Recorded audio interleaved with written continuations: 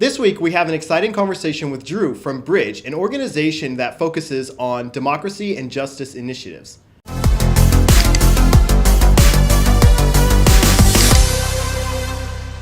Awesome. Thank you so much for joining us on Beyond Giving, Drew. I'm super excited to help our listeners learn more about Bridge and the amazing impact you guys are creating. Thank you so much for coming on the show. Yeah, Zach. Thank you for having me. And thank you for everything that you're doing at Nonprofit HQ, man. It's really great stuff. You know, empowering change makers is what it's all about for us. And so coming across or having the opportunity to bring on a change maker that creates other change makers is amazing. So what actually is Bridge? Can you kind of walk us through what your organization is, what your mission is, and how you're creating that change?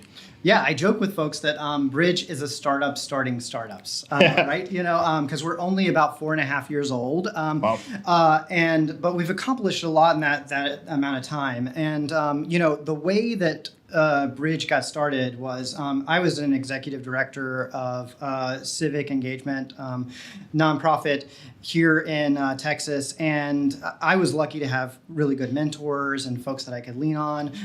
But several years into scaling that organization, I had other organizations, other like founders and people who wanted to start their own like civic engagement nonprofits come to me and was like, how are you fundraising? How are you, managing your finances? How did you scale from $90,000 a year to 3.5 million in 5 years, right?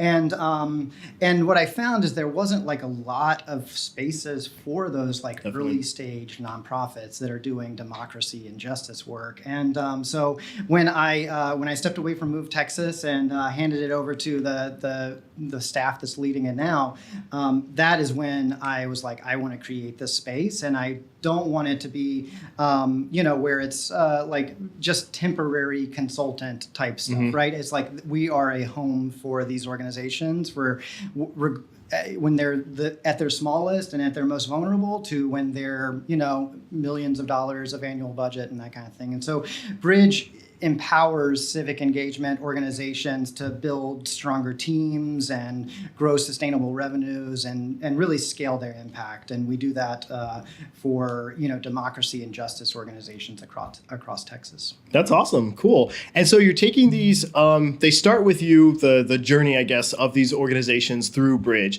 They start pretty young, right? Go through your Incubator program and then graduate onto the Accelerator program. Yeah, we have like a whole pipeline now for organizations, and we interact with organizations that could be just like a concept, right? Like just an idea, and that's on the earlier stage of our pipeline through like orgs that are like, hey, we've done great work for several years. We have 1 or 2 staff members, but we just need the revenue and the know-how to be able to scale this work. And so, our programmatically, we have Startup School, which is our like resource hub. So that's open for anybody in the democracy and justice space in Texas to get resources and tools and things like that to like, how do I even start an organization? How do I file a C3? What is fiscal sponsorship? All of that stuff. Our next program is called Launchpad, and that's really where we are beginning to give promising organizations access to legal support, financial support, and in the future fiscal sponsorship. So saying like, hey, here is a solid foundation for you to like lay your plans in place and get going. And then our next program is Incubator. That's a 15-week program. It comes with a $5,000 grant, and these are typically this space is typically for volunteer-led organizations, but we really meet those organizations where they're at and help them get clarity on who they are as an organization, what they do. And then our last few programs, Accelerator is our flagship. That's what we're most known for. It's a $50,000 direct funding to be selected into that. It's highly competitive. We also run a $50,000 plus supported fundraising campaign with those folks, and they exceed that almost every time. Nice. But we really focus on scaling organizations in that space. So that's, fundraising and strategy and, human resources and management and things like that. Once they graduate from either Incubator, Accelerator, they go into our alumni program, which is called Collective, and they continue to get support from us throughout, as we go along. And then the other thing, our last program is called Residency, and we know that the nonprofit sector is burning out leaders. Absolutely. And so we're developing a facilitated sabbatical program so that founders who often don't have the access to sabbaticals, they can say, okay, I'm going to take a month off. I'm going to take 2 months off, and then our staff helps support their organization. Oh, interesting. And so that they don't have to worry about is stuff getting, what if somebody has a question or whatever, or they're not getting bugged while they're, and they can really fully step away. They can fully rest, and then our folks help their organization continue. That's such an interesting concept, and one that I haven't heard anywhere else in all the different areas that we touch in the nonprofit space, because that's so true. Nonprofit leaders are constantly burned out, right? They're putting everything into their organization, and they often don't have a moment to step back, to clear their mind, to think about something else and kind of reset. So that's interesting. One of the things you said you had mentioned was in one of your programs, was it the Incubator program? You said you meet them on their terms, you understand what it is they need. Can you kind of expand on that a little bit? Because that's also, I think, a pretty unique characteristic in what would differentiate an organization like Bridge from others that are that quick. Here's a thing, box checked, move forward, right? Yeah, we're highly tailored to each individual organization, and that's all of our programs, but especially our two sort of growth programs, which is Incubator and Accelerator. And so leaders that are selected for those programs, they get executive coaching, right? And that is weekly conversations about what are your goals, what are your intentions, this program is creating these outputs. Is that what you really want, right? And so we're very deliberate about helping them understand what their impact is on the ground and how does that show up, for their mission, vision, and values. And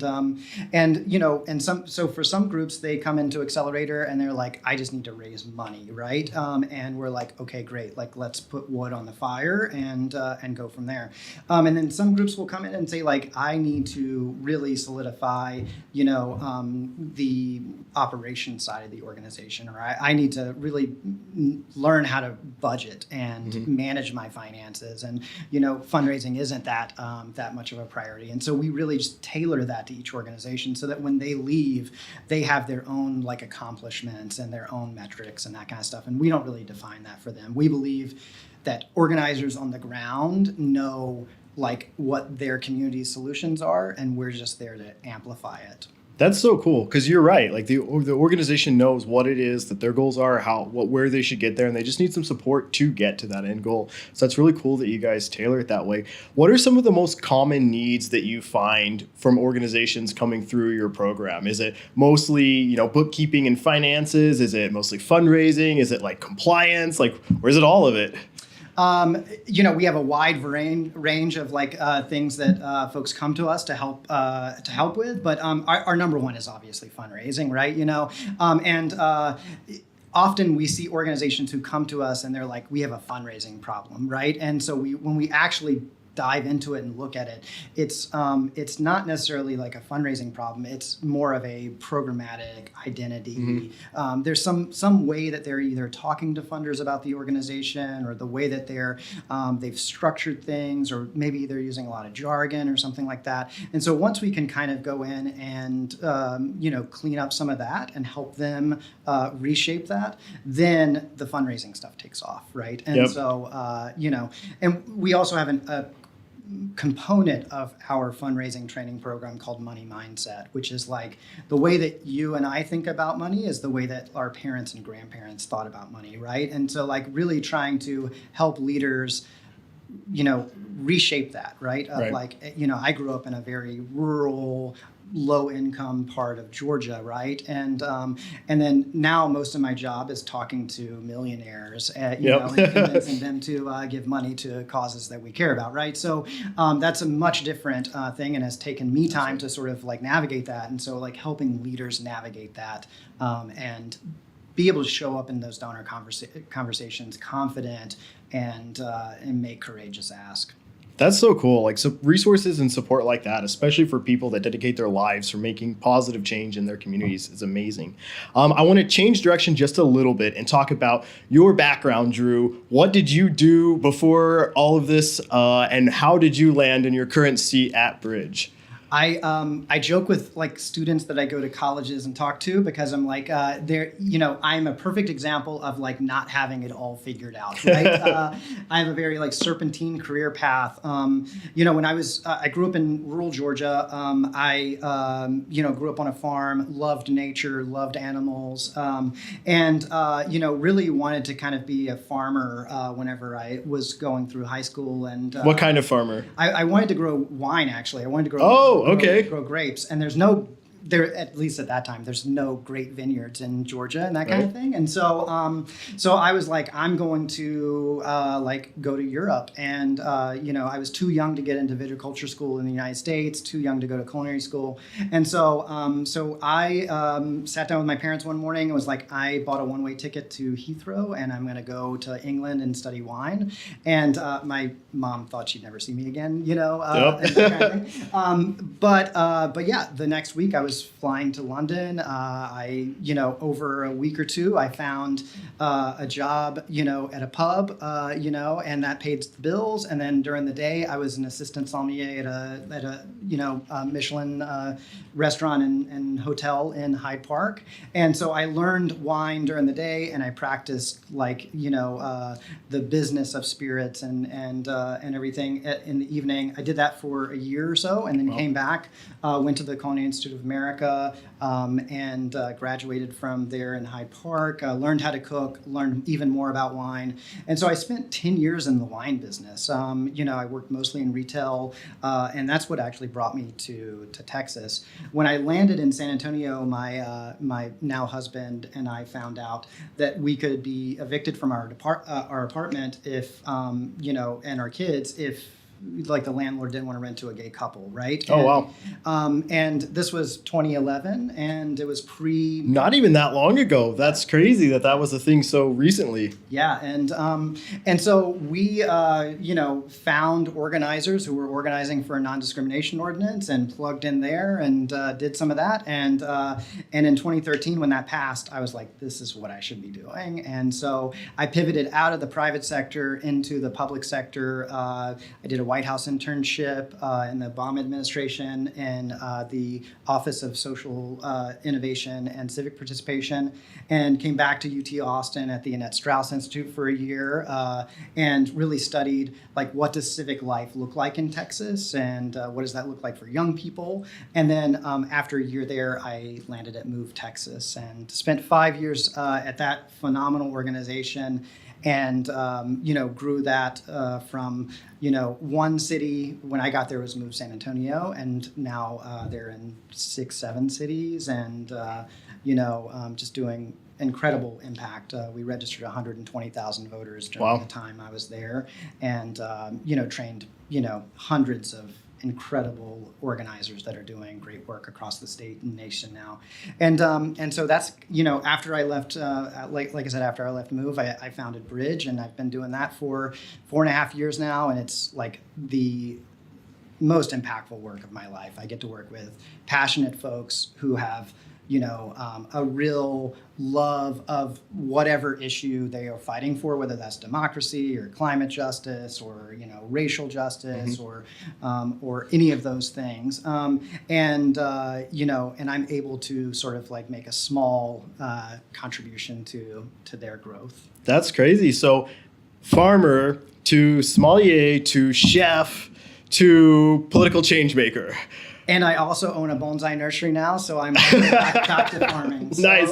It's a full circle story. Exactly. Absolutely. That's crazy. So what were some of the challenges that as you transitioned into the space where Bridge is, and like you did your White House internship and all of that, what were some of those challenges that you kind of discovered or encountered along that way? Because that's quite a career transition, right? Quite a change in path. Yeah, I interned with county commissioner here in Bexar County, and it was my very first internship. I was going to school for public administration at UTSA, but I remember telling him one day, I was like, I loved Commissioner's Court so much. I loved everything we were doing there, and I was like, I lamented to him. I was like, I've wasted 10 years in the retail sector.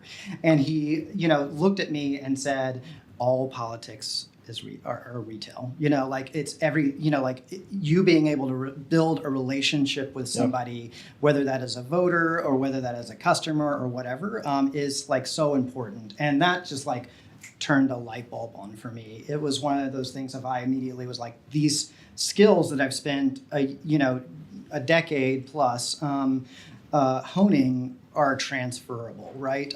So I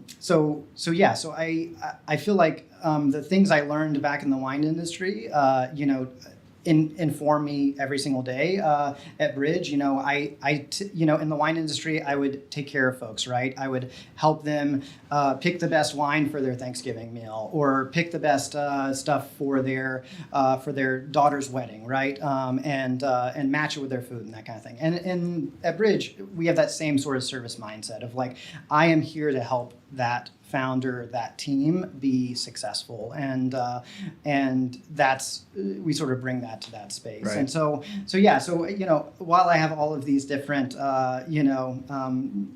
nerdy skills, they all are sort of like transferable in some ways, and continue to my work today. Definitely, yeah. I think in everything you do, regardless of what direction you go with your career, everything you've done previously creates those transferable skills and really sets you up for whatever it is that you want to do next. Now, with Bridge specifically, you founded the organization, right? And so you bring kind of that unique perspective of creating an organization, building it, scaling it, creating, driving the programs and the different things that you do now. So how does that translate into or inform the programs and the support that you provide the organizations that come through Bridge programs? Yeah, that's a great question. I can, when I'm teaching somebody how to fundraise, right? I have been in their shoes where it's like, I've gotten the no's from funders, right? Or or we're close to payroll, right? And we need to raise money right now so that we can make payroll in 4 weeks or 4 months or whatever that is. And so I understand the pressures of that really demanding side of the work. When we think of all of the just like incredible organizations in the nonprofit sector, they all started out at the same space, right? They all started out with 1 or 2 people or a group of people's concept, and were sort of built out by that group, and then added to and scaled.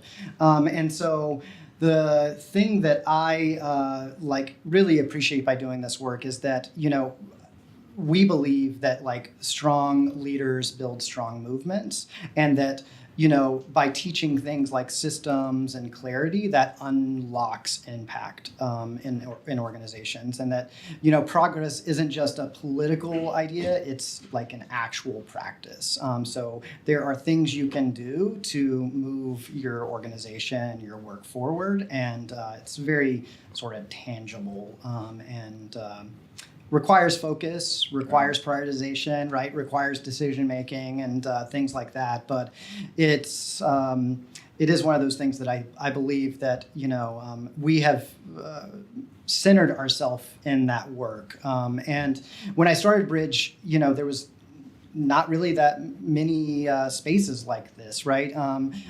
We're the first state-based accelerator program for democracy and justice startups in the United States, and so we work within this giant state that is Texas. You could fit 6 Ohios here, right? Yep.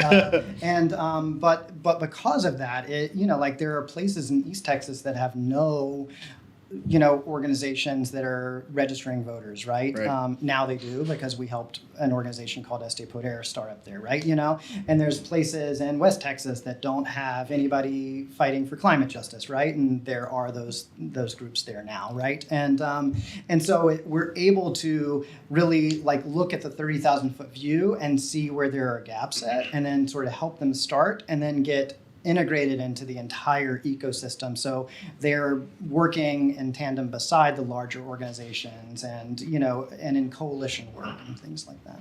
Do you ever just like step back and see, even if it's like dots on a map, right? All of these organizations and initiatives that you guys helped start that came through your program, and you're just like, damn, we did that.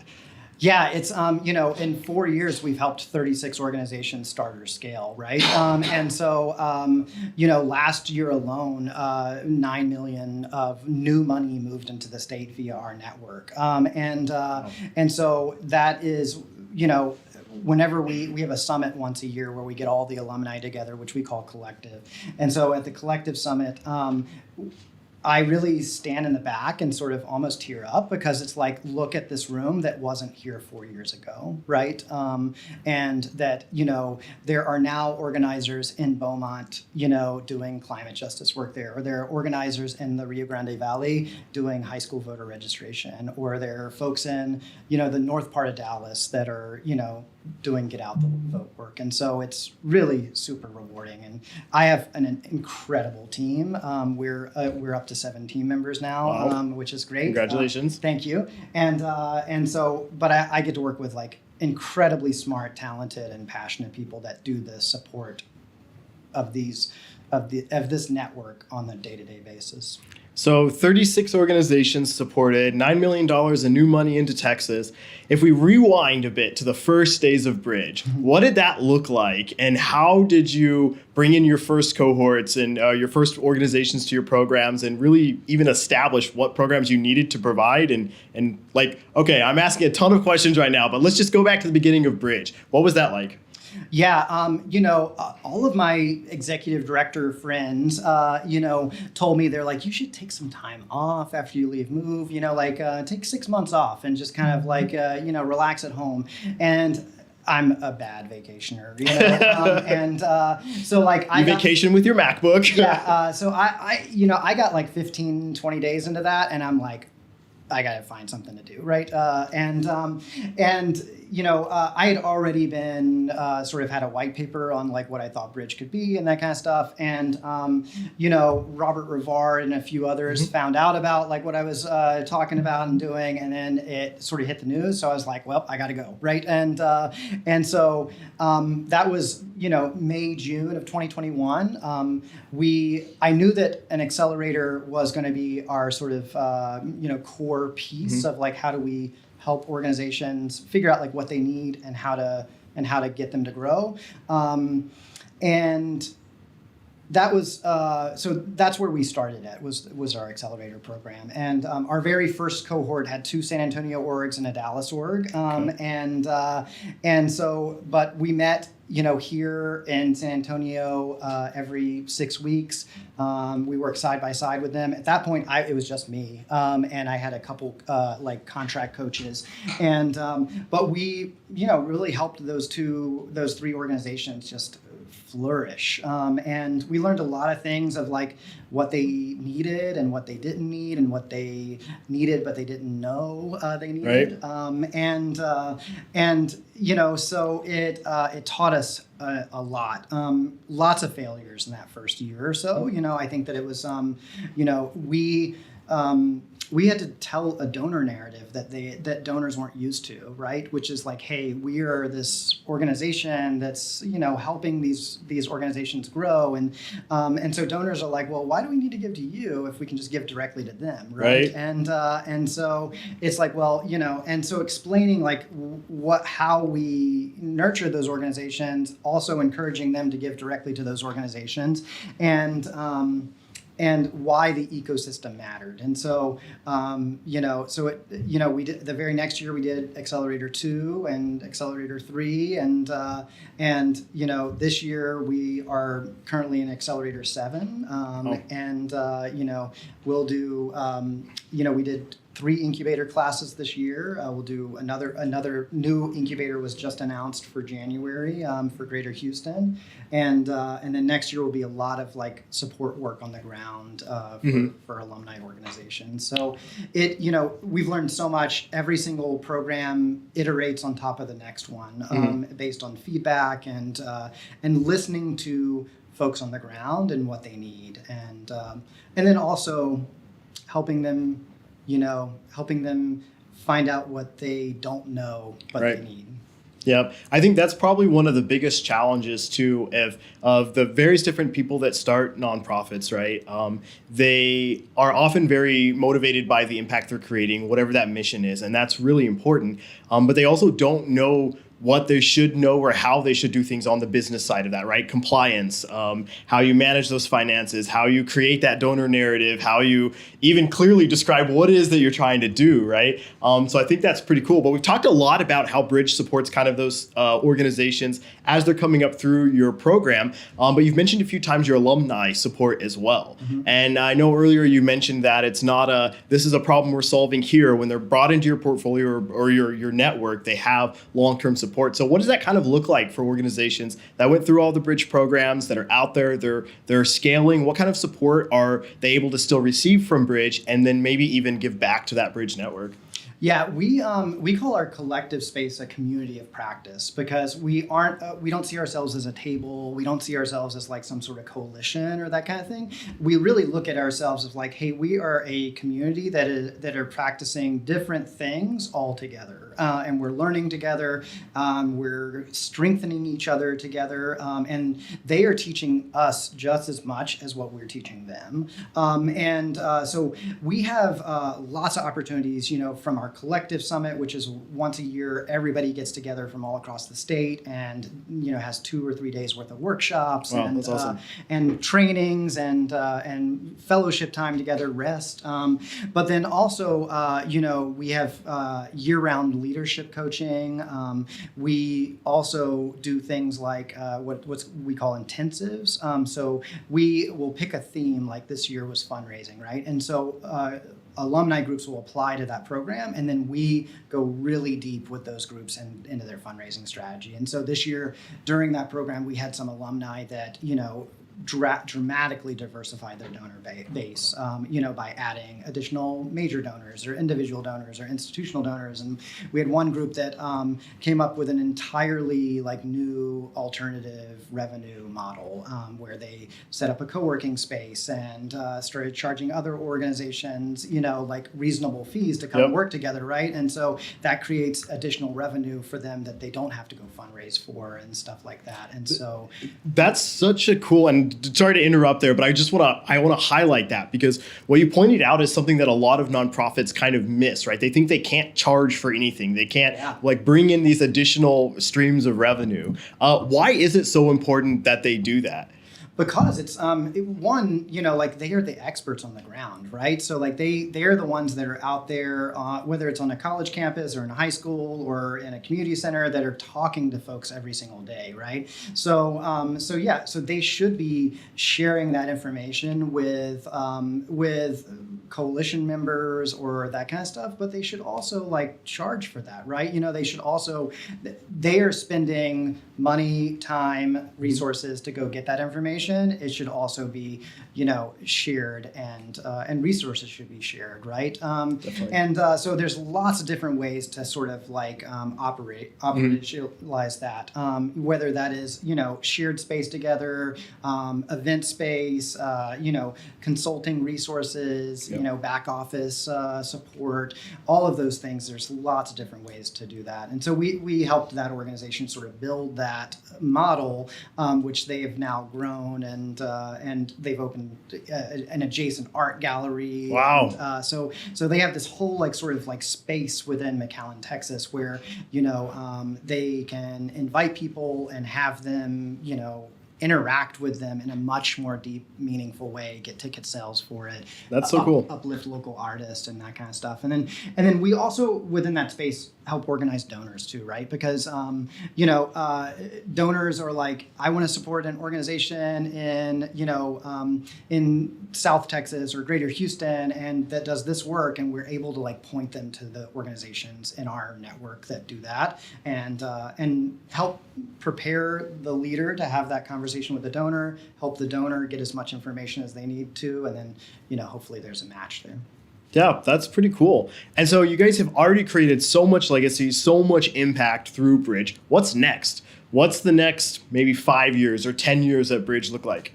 Yeah, I think that we're really thinking very intentional and deliberate about where the state is right now, and what are the issues that are most important regionally, and to the state in the future. Obviously, we do a lot of democracy work. So, we saw redistricting and a mid-year cycle, right? And so 2030 is right around the corner. There's a new census. There's a redistricting possibility there. And so, we're preparing political organizations and civic organizations to get ready for that. We're also, I feel like the two sort of themes of my year as I've traveled around the state this year have been organizational discipline and donor diversification. It's been an incredibly difficult fundraising year for most nonprofits, but especially civic and political nonprofits. And so, teaching them to focus on a core set of issues or a core set of like activities, programs, and then also, broaden your donor base as much as we teach fundraising as an organizing concept. So it's like, I'm an organizer at heart, right? So when I knock on somebody's door and invite them to come out to vote, or when I talk to somebody on a college campus and ask them to register to vote, I'm inviting them into that space. And really fundraising is the exact same thing. When you're talking to a funder, you are giving them the information and then just asking them, like, do you want to join us, right? And so we teach fundraising as an organizing concept as well. And so in that, what would you say if you had to narrow it down? And you do have to narrow it down. There's like so many important things about fundraising, and when an organization thinks about fundraising or approaching a donor, what would you say is the most important? The practice of fundraising is the most important, right? I think a lot of folks think that, a lot of leaders think if I have great programs, or if I can have like the best work on the ground and that kind of stuff, but why am I not raising money, right? And it's like, well, often the first thing I do is like open your calendar and show me where you fundraise, like show me like your work blocks, right? And there's often no work blocks, or there's maybe 1 hour where they're sending emails, right? And it's like, fundraising is a full-time plus job, and so teaching founders that like, hey, when you started the organization, you were probably really programmatic dominant, right? You were out in the field, you were talking to people, that kind of stuff.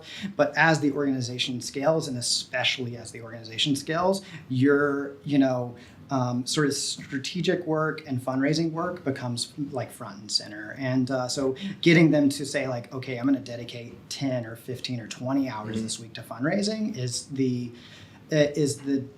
hardest part, but also the most rewarding, because when you see them actually like do that work and get over the fear of making an ask, right, or having a donor meeting or that kind of stuff, then when they're just there talking about the work and being passionate, like donors just light up, and and money comes and that kind of stuff. And so being very intentional about the practice of fundraising, I think, is the key part of that.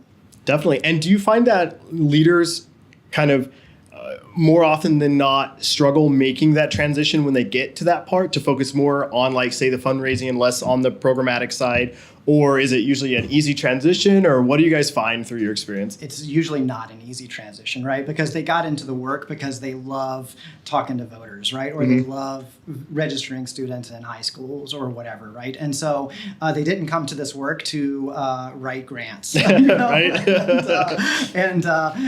So it's a little bit of like a mindset shift, right? But donors want to talk to the executive director, the co-executive directors, the founder, right?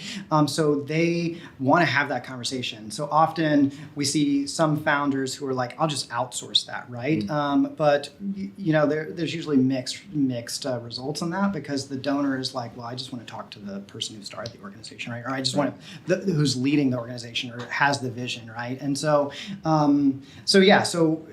convincing them to dedicate that time, and that work is just as important as being out in the field and talking to folks and that kind of thing is sometimes a struggle, but like it's part of the growth process. It's part of them evolving in their own role as the organization evolves around them.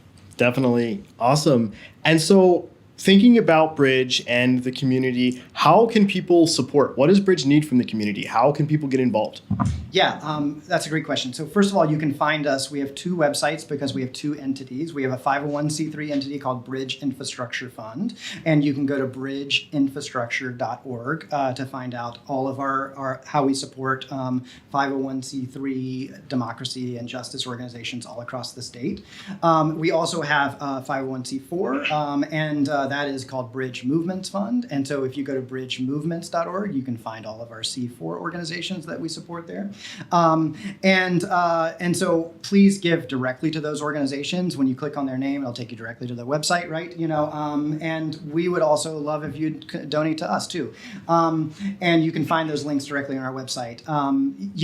The thing that we often are asked for the most is volunteers from the philanthropic sector, people who are program officers at foundations, or maybe nonprofit leaders themselves, to help, volunteer, an hour a quarter, a couple hours a quarter, to just visit with founders and hear their pitch, right? Give them some feedback on the way they're talking about the organization, or the way they're thinking about something, or that kind of stuff. And having, the opportunity for them to talk to a wide variety of mentors and volunteers is really great. So you can reach out to us directly on the website if you're interested in volunteering in that capacity and supporting organizations, or you can follow us on social media. We're at Bridge Movements on all the platforms, and just keep up with our work. We're a fast-growing network in the space, and we just have some really incredible leaders that are going to be, the future, governors, lieutenant governors, city council members all across Texas that are building movements right now. That's amazing. We'll have all that information in the show description and the show notes as well, so our listeners can connect with Bridge. Thank you so much for coming on the show, Drew. I really enjoyed the conversation, learning about the impact that you guys are creating, and I'm super excited to follow along and see where you guys go from here. Well, from one founder to another, thank you for what you do as well, Zach. I know this work is really difficult, and just really grateful for you creating the space for nonprofits to learn about each other and from each other, and everything you're doing to connect nonprofits and their folks together. So appreciate you. Awesome. Thank you so much.